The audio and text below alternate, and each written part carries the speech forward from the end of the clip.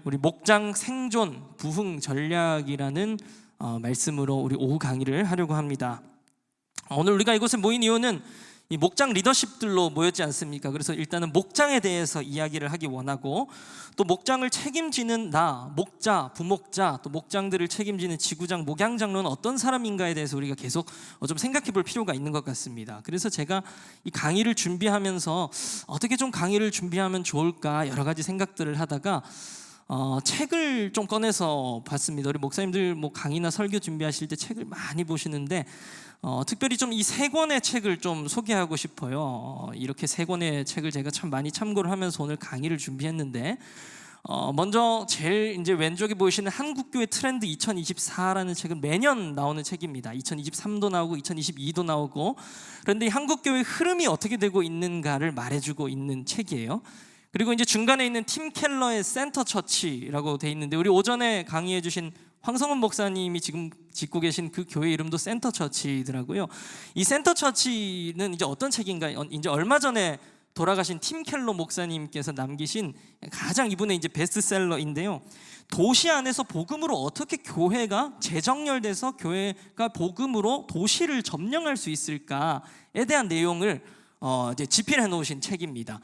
그리고 이제 맨 우측에 보이는 사도행전적 교회를 꿈꾼다라는 책은 우리 하용조 목사님께서 이제 온누리 교회를 어떻게 세우셨고 또 어떤 목회 철학을 가지고 이끄셨는가에 대한 내용이 나와 있는 책인데요. 제가 이 세 책을 읽으면서 생각하게 된 것은 뭐냐면, 하나님이 세우신 교회가 우리가 늘 위기다, 어려움이다 하잖아요. 이 시대는 확실합니다. 위기고 어려움의 시대이긴 합니다만, 우리는 어떤 사람이어야 하는가 하면 한번 따라해 보시면 좋겠습니다. 우리는 이상을 꿈꾸는 자들이다. 현실을 보면 한국교회 트렌드 2024를 보면 정말 한국교회 어려운 부분들 많이 나와 있습니다. 그러면서도 대안으로 제시하는 여러 가지 대안들 중에 공통적인 단어가 하나 나오는데 뭐냐면 바로 이제 영어 제목으로 많이 이제 옆에 해놨는데 처치라는 단어입니다. 이게 무슨 단어죠? 교회라는 것이고, 이 한국교회 트렌드 2024라는 책 안에 들어가는 처치의 의미는 그냥 건물로서의 교회, 어떤 조직으로서의 교회이기보다는 이제 도시 안으로, 사람의 삶 속으로, 가정 안으로 침투에 들어간 처치를 이야기합니다. 그럼 이 처치는 어떤 처치인가? 가만히 생각해 보면 바로 우리 소그룹, 목장이 될 수 있을 겁니다. 그리고 팀 켈러 목사님의 이 센터 처치라는 책도 같은 이야기를 합니다. 교회가 선교적인 교회가 되기 위해서는 이 거대한 교회로서는 도시로 침투해 가기 너무 어려운 거예요.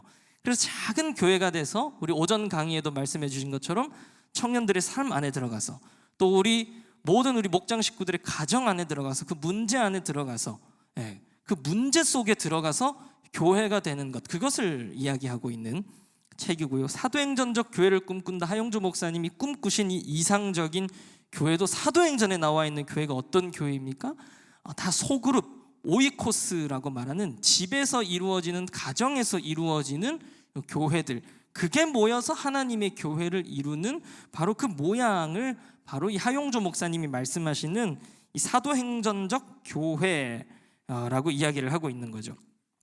그러면 이 세 책뿐만 아니라 말씀이 말하는 우리가 세워가야 할 이상주의, 저는 이것을 복음적 이상주의라고 표현하고 싶은데, 이 교회로서, 목장으로서 우리가 바라봐야 하는 이상은 어떤 것이고, 그 이상을 어떻게 좀 이 땅에 현실화할 수 있을 것인가에 대해서 좀 오늘 강의를 통해서 나눠보고자 합니다.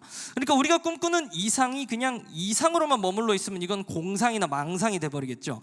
그런데 이상을 우리가 믿음으로 기도하면서 믿음으로 목장 안에서 실현해 나가면 이게 현실이 되는데, 바로 그 목장들이 우리 거룩한 빛 광성교회의 목장들 되기를 간절히 축복합니다. 오늘 본문 말씀 우리가 마태복음의 두 본문 읽었는데요. 이 두 본문 말씀은 교회라는 이 개념 자체도 생겨지기 이전에 예수님이 제자들에게 명하시는 이 교회에 대한 청사진을 보여주시는 말씀입니다. 그런 말씀들이 복음서에 군데군데 나오기는 하지만 늘 예수님의 말씀은 그때 제자들이 보기엔 너무 이상적인 말씀이었어요. 그리고 무슨 말씀을 하시는지 잘 알아듣지 못하는 이야기였습니다. 두세 사람이 내 이름으로 모인 곳에는 그들 중에 있다. 이것을 우리는 지금 이해하지만 그때 제자들은 이게 무슨 말씀인지 이해할 수 없었을 것입니다. 그리고 마태복음 28장에 나오는 지상대명령, 이 지상대 위임의 말씀도 이 제자들의 포커스는요, 예수님이 떠나신다고?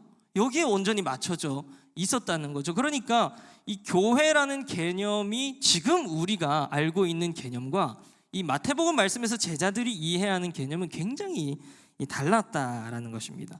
그래서 제자들이 듣기엔 잘 이해가 안 됐어요. 그런데 이 말씀 그대로 제자들에 의해서 공동체가 세워지는데, 바로 이 사도행전에서 일어나는 이 공동체, 이 교회를 뭐라고 하냐면 바로 초대교회라고 합니다. 한번 따라해 보시죠. 초대교회. 네. 그럼 이 초대교회의 특성은 무엇인가 제가 보니까 이렇게 좀 정리할 수 있어요. 초대교회는 지극히 순수하면서 기쁜 모임이지만, 그죠? 모이면 뭐 나누고 그다음에 또 온 백성에게 찬미를 받고 칭송을 받고 그러잖아요. 그런데 동시에 어떤 모임이었나? 동시에 굉장히 공격적이면서 전략적인 모임이었습니다.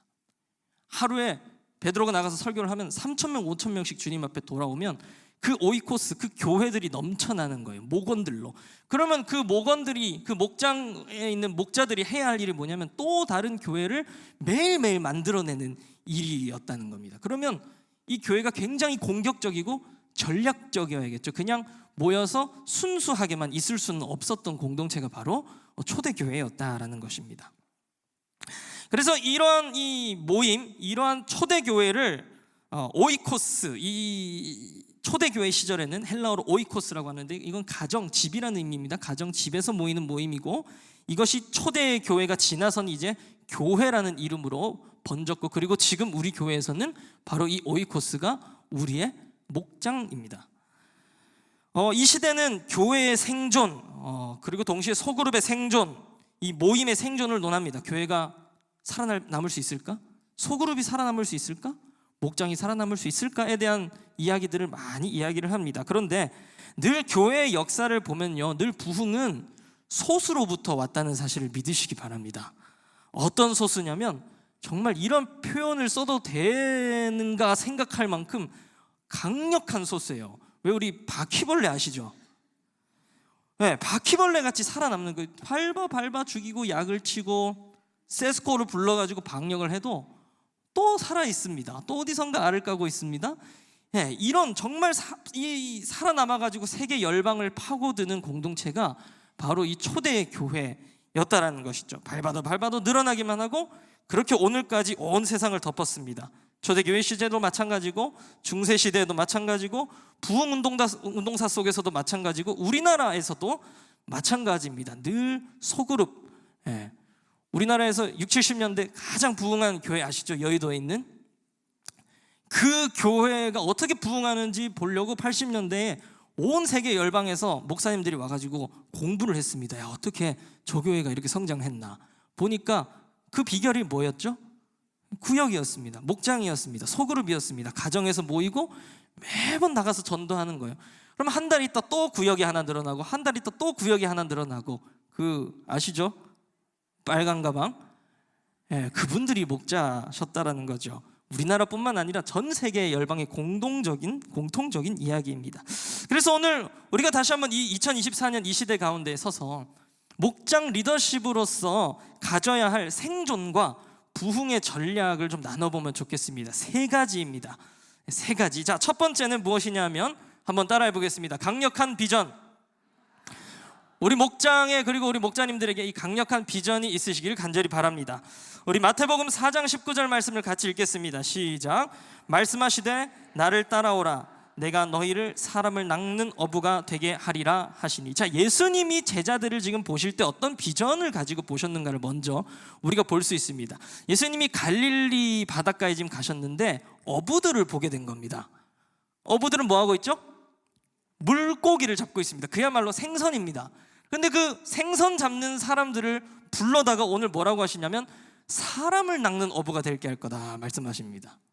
예수님이 그 어부들 보면서 보고 계셨던 뭐냐면, 저 사람들은 더 물고기를 잘 잡아서 부자가 될 거야가 아니라 이제 생선 낚는 사람들이 아니라 나아가서 세계 열방으로 나아가서 사람을 낚는 어부들이 될 것이다 라고 이미 예수님이 십자가에 달리시기도 전에 제자들의 이름도 잘 모르실 때에 이미 갈릴리 바다를 거닐면서 그들을 보시면서 그 비전을 가지고 계셨다라는 겁니다. 이것이 예수님의 이상이고 비전이었고 결국 이것은 이루어집니다. 우리가 오늘 우리의 목원들 그리고 목장에서의 전도 대상자들을 보면서 어떤 비전을 가지고 있는지 한번 점검해 보면 좋겠습니다. 세상에서 그리고 교회 안에서 마주치지만 이상이 있다는 것입니다. 하나님이 보시는 비전이 있다는 것입니다. 나를 향한 하나님의 비전이 있듯이 당신을 향한, 여러분을 향한, 우리 목원들을 향한 하나님의 이상이 있다는 것이죠. 하나님 그 생각이 어디까지인가를 보면서 우리 목원들, 우리 목장을 대할 필요가 있다라는 것입니다. 그리고 마태복음 28장 18절에서 20절 말씀도 한번 같이 읽어보시죠. 시작. 예수께서 나와 말씀하여 이르시되 하늘과 땅의 모든 권세를 내게 주셨으니 그러므로 너희는 가서 모든 민족을 제자로 삼아 아버지와 아들과 성령의 이름으로 세례를 베풀고 내가 너희에게 분부한 모든 것을 가르쳐 지키게 하라. 볼지어다 내가 세상 끝날까지 너희와 항상 함께 있으리라 하시니라. 아멘. 예수님의 지상대 명령입니다. 지금 이 제자들에게 예수님 뭐라고 말씀하시냐면 모든 민족에게 나아가서 세례를 베풀고 지키게 하는 것을 말씀하십니다. 근데 제자들은 정말 정확하게 이 마태복음 28장에서 예수님 말씀하실 때도 이 말씀이 무슨 말씀인지는 절반도 이해하지 못했을 거예요. 왜냐하면 첫 번째 문제는 예수님이 떠나면 안 되는 것이었고 제자들의 생각 안에는, 그다음 두 번째 이들의 고민은 무엇이냐면 이들의 구원론 안에는, 구원의 범주 안에는 유대인 말고는 없었어요. 그러니까 이방인, 저 헬라인, 야만인들이 구원을 받는다고라는 생각 자체가 없었다라는 것이죠. 그러니까 예수님이 말씀하실 때 이 말씀을 반도 이해를 못했을 것입니다. 그런데 예수님이 십자가에 죽으시고 그리고 부활 승천하신 이후에, 떠나가신 이후에 마가의 다락방에 무엇이 임하죠? 성령께서 임하십니다. 그때에 제자들의 마음 안에 새로운 이상, 새로운 비전, 그 요엘서의 말씀을 베드로가 설교하잖아요. 우리 자녀들은, 청년들은, 네, 그 말씀을 하면서 어떤 꿈을 꾸게 되냐면 제자들이 그래, 우리가 이방으로도 나아가서 제자 삼을 수 있어. 온 세계 열방이 교회가 될 것이고 온 세계 열방이 믿는 자들로 넘쳐날 것이야.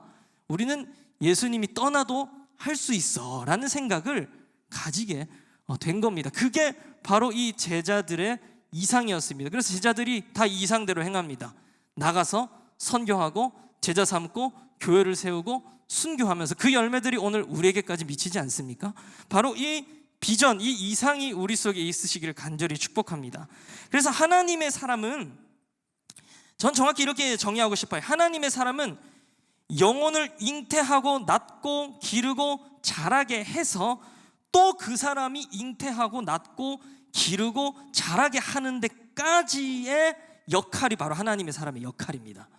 우리를 누군가가 잉태하고 낳고 기르고 자라게 한 사람이 있었던 것처럼 우리의 목자님, 우리의 멘토 있었듯이 우리도 그런 사람이 또 되어야 한다라는 것이죠.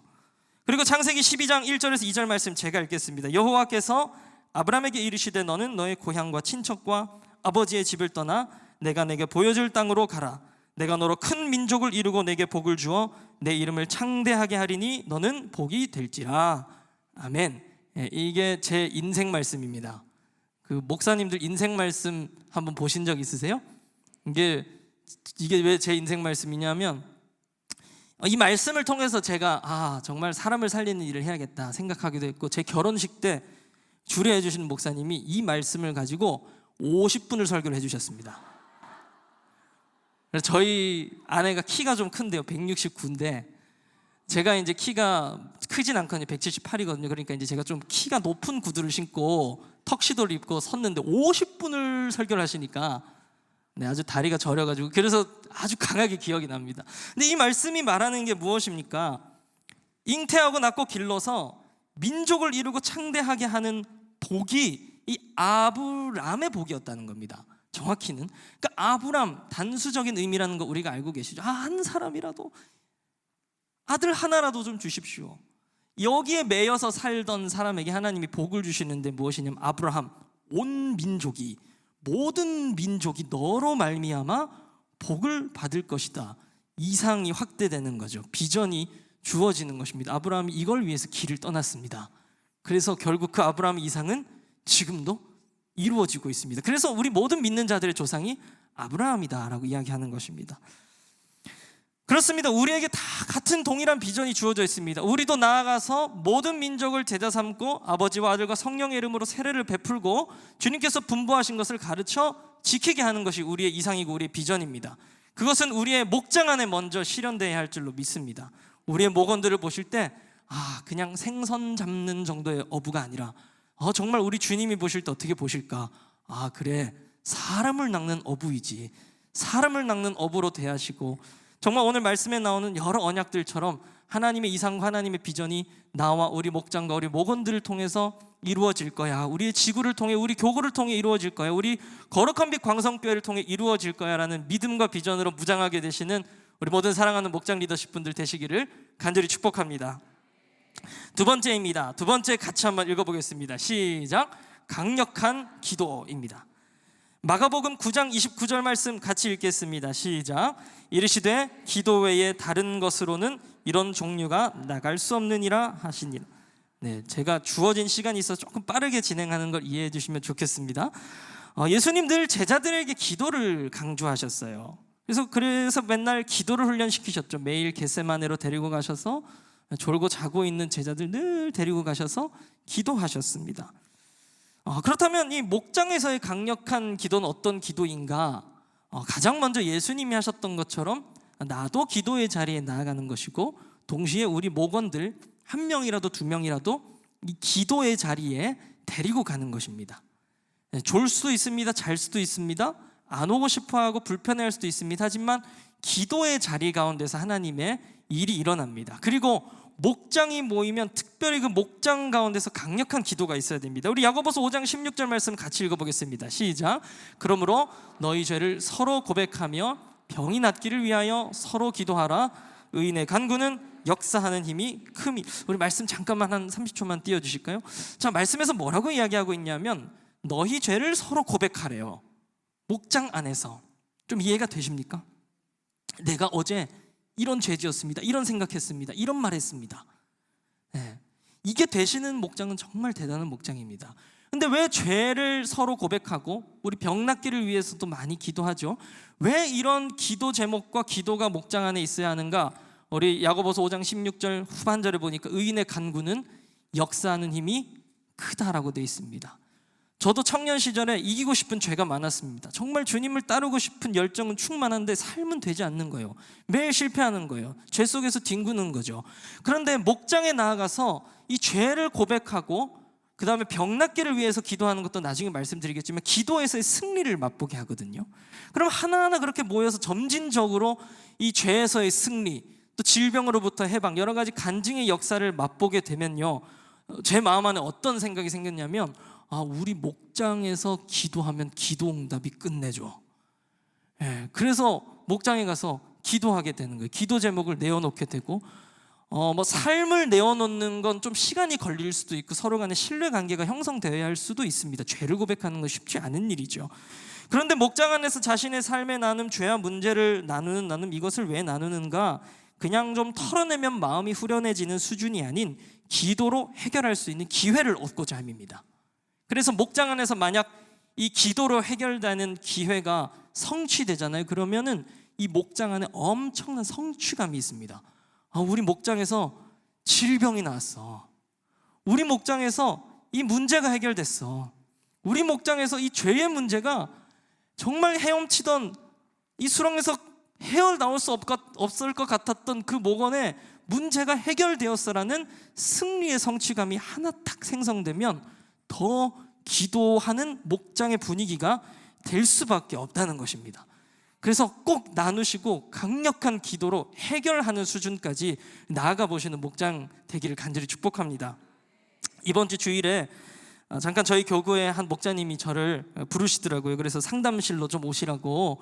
그래서 상담실에 가니까 이제 한 집사님이 계셨는데 이분이 외국에서 오래 사셨던 분이세요. 그런데 이제 한국으로 근무지 파견을 왔는데 한국에서 일을 잘 하시다가 갑자기 좀 억울한 일을 당하신 겁니다. 근데 이게 좀 억울한 일이 아니라 이제 회사에서 거의 해고돼야 하는 수준이고, 이게 부당 해고여서 뭐 이렇게 소송까지 가게 되는 상당히 큰 일이더라고요. 그리고 가족에게도 말 못하고 뭐 이런 여러 가지 어려움 차근차근 듣고 제가 기도하는데 그런 기대함과 믿음이 제 마음 안에 생기더라고요. 하나님 뭔가 답답하긴 했습니다. 야, 해결이 가능할까? 인간적인 마음으로는. 근데 기도를 하면서 그런 생각이 드는 거예요. 하나님 뭔가 이 일을 통해서 이 집사님과 더 나아가서 이 목장에 큰 일을 행하시겠구나. 아멘이시죠? 그래서 제가 마지막에 기도 다 마치고 우리 집사님과 목원분들에게 집사님 기대됩니다 라고 얘기했어요. 그러니까 약간 의아한 눈빛, 이거 어려운 건데 목사님이 기대된다고 하시니 이게 무슨 표현인가. 근데 그 말 안에 제 어떤 마음이 포함되어 있었냐면 정말 목장이 이 집사님 하나 때문에 더 뭉치게 되고 기도함으로써 이 문제가 해결되게 되면 이 여파로 일어날 긍정적인 효과들이 너무나 큰 거예요. 이 집사님뿐만 아니라 집사님 가정뿐만 아니라 이 목장에서 이 승리감과 성취감이 어마어마할 것이란 말이죠. 그래서 그게 너무 기대가 되는 거예요. 목장이 더 하나 돼서 기도할 수 있겠구나. 더 관심 가질 수 있겠구나. 또 기도로 이 문제가 해결이 되면 엄청난 일이 또 이 목장 가운데 있을 수 있겠구나. 바로 이런 역사가 우리 그 집사님의 가정 가운데, 집사님의 그 문제 가운데 있을 줄로 믿고 우리 모든 목장들에게도 이와 동일한 역사들이 있을 줄로 믿습니다. 이걸 함께 이제 경험하게 되면, 승리를 경험하게 되면 목장 안에 이 성취감이 있는 거예요. 우리 모이면 할 수 있어요. 우리 모여서 기도해 봅시다. 집사님 정말 어려운 문제가 있다는데 우리 한번 기도해 볼까요? 이런 마음이 막 생겨나게 된다는 것이죠. 그리고 목장의 이름으로 만들어지는 간증이 탄생하는 것입니다. 제가 작년 목장 연합 예배 때도 제가 방언받은 간증 한 적이 있는데, 제 이제 목장 모임 그날도 별 기대 없이 갔습니다. 그런데 제 마음 안에 늘 방언을 받고 싶은 마음이 있었어요. 제가 20살 때 일입니다. 신학생인데 방언을 못하는 게 뭔가 좀 자존심 상하는 거예요. 방언하고 싶어요, 주님. 지하철에서 그냥 한두 마디 그렇게 기도하면서 갔는데 제가 그날따라 좀 목장 모임이 늦었습니다. 목장 예배가 막 드려지고 있더라고요. 기도하고 있더라고요. 가가지고 문을 열고 그래 나도 기도해야지, 기도 제목도 뭔지도 모르고 무릎을 꿇었는데 방언이 나오는 거예요. 이게 뭐야? 이런 어떤 성취감과 승리감이 개인과 목장 안에 넘쳐나면요, 우리 목장은 할 수 있는 목장이야 라는 그런 목장의 분위기가 된다는 거예요. 그래서 이 강력한 기도로 시도해보고, 기도로 성취해보고, 기도로 느껴보는 이 놀라운 목장 안에서의 역사, 체험, 간증들이 넘쳐나는 우리 모든 거룩한 빛 광성의 목자, 그리고 우리 모든 목장들 되시기를 간절히 축복합니다. 마지막 세 번째입니다. 우리 세 번째 함께 읽겠습니다. 시작. 강력한 모임입니다. 우리의 모임이 어떠한지를 좀 점검해보면서 우리 마지막 세 번째 말씀 나누면 좋겠습니다. 우리 마태복음 18장 19절에서 20절 말씀 함께 읽겠습니다. 시작. 진실로 땅에서 합심하여 무엇이든지 구하면 하늘에 계신 내 아버지께서 그들을 위하여 이루게 하시리라. 두세 사람이 내 이름으로 모인 곳에는 나도 그들 중에 있느니라. 아멘. 사실 이 말씀은 아까 두 번째 제가 강력한 기도에서 나눴던 것의 좀 확장판이라고 할 수가 있습니다. 두 사람이 땅에서 합심하여 구하면 하늘에 계신 아버지께서 이루신다라고 말씀에 기록되어 있습니다. 그런데 이 말씀의 좀 전후를 보면 이 말씀이 좀 더 무엇에 포커스를 두고 있는가를 우리가 알 수 있습니다. 무엇이냐면 마태복음 18장은 영혼에 포커스를 두고 있습니다. 영혼이요. 그러니까 이 어린아이를 어떻게 영접할 것인가, 영혼이죠. 그 다음에 실족하는 자 어떻게 다룰 것인가, 영혼입니다. 우리가 잘 아는 잃은 양 한 마리 어떻게 할 것인가, 죄를 범하는 형제에 대해서 만달란트 빚진 자, 100데나리온 빚진 자 어떻게 대할 것인가, 다 영혼을 대하는 이 자세를 마태복음 18장에서 나누고 있는데, 그 중간에 딱 중간에 진실로 다시 너희에게 이르노니, 다시는 예수님이 굉장히 강조하시는 거거든요. 너희 중에 두 사람이라도 합심해서 구하고 두세 사람이라도 모이면 내가 그들 중에 있고 그 기도를 이루리라. 자, 이게 무슨 말씀일까요? 두세 사람이 모인 곳에 나도 그들 중에 있다. 자, 이게 무슨 말씀이냐면, 두세 사람의 인간이 모인 곳에는 항시 문제가 발생하게 돼 있습니다. 우리 목장도 마찬가지입니다. 제가 목장을 정지하겠다라는 것이 모든 목장에는 문제가 있어야 합니다. 그게 목장이 발전하고 있다는 증거입니다. 갈등도 있고요, 신경전도 있고, 또 목자, 부목자의 스트레스도 있고, 왜냐하면 사람이 다 내 생각 같지 않고 하나님 생각 같지 않기 때문이죠. 그 두세 사람이 모이면 그 안에 분명 영혼들이 모여 있는 것인데, 그 영혼들이 모여 있는 곳에서 어떤 모임이 돼야 하는가를 마태복음 18장은 이야기하고 있는 거예요.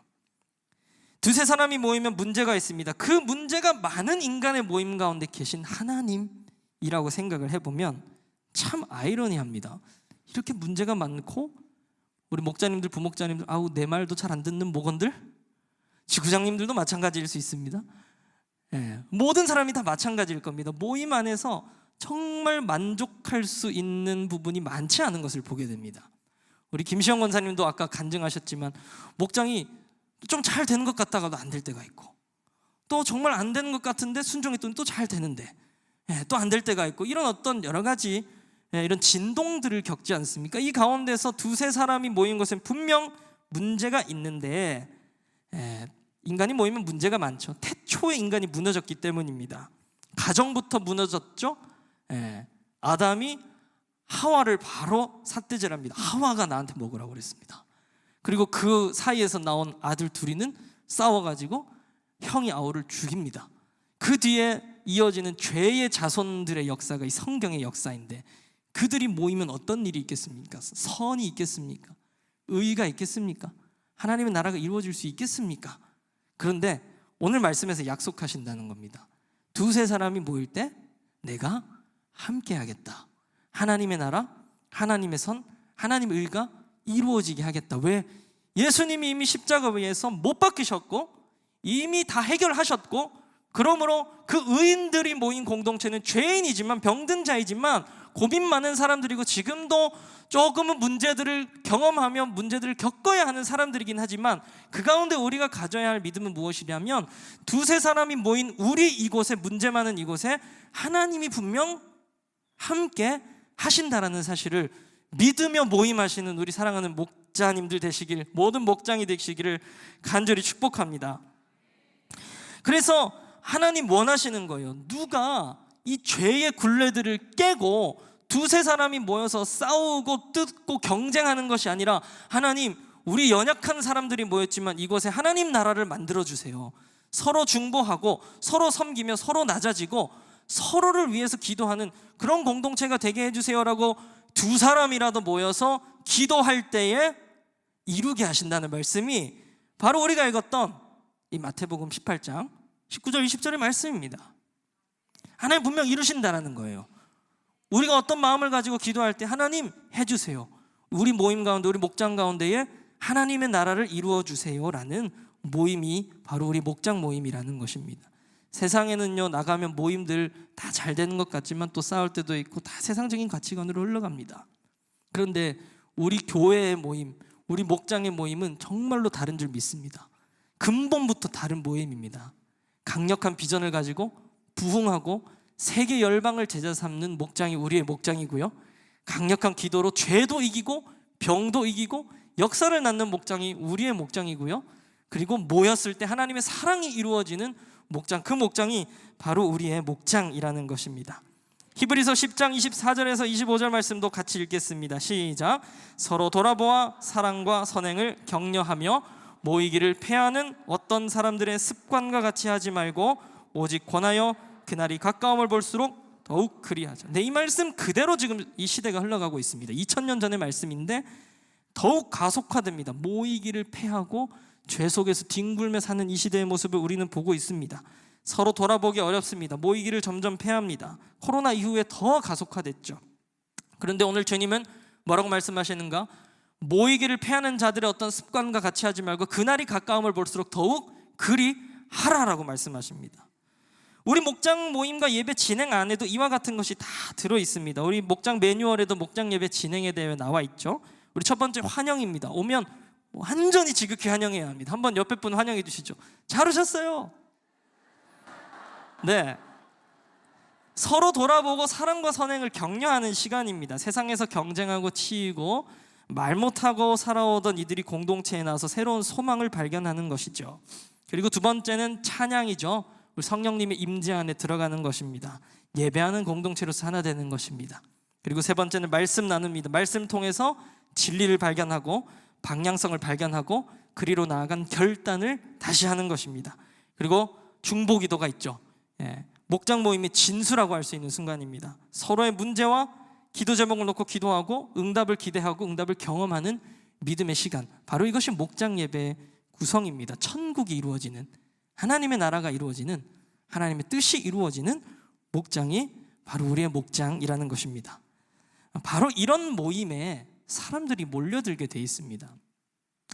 베드로전서 3장 15절 말씀을 제가 한번 읽겠습니다. 너희 마음에 그리스도를 주로 삼아 거룩하게 하고 너희 속에 있는 소망에 관한 이유를 묻는 자에게는 대답할 것을 항상 준비하되 온유와 두려움으로 하고. 이 말씀이 무슨 말씀이냐면 이 베드로 전서가 쓰여지던 시기에는 이미 교회들이 많은 핍박을 받고 있던 시대였습니다.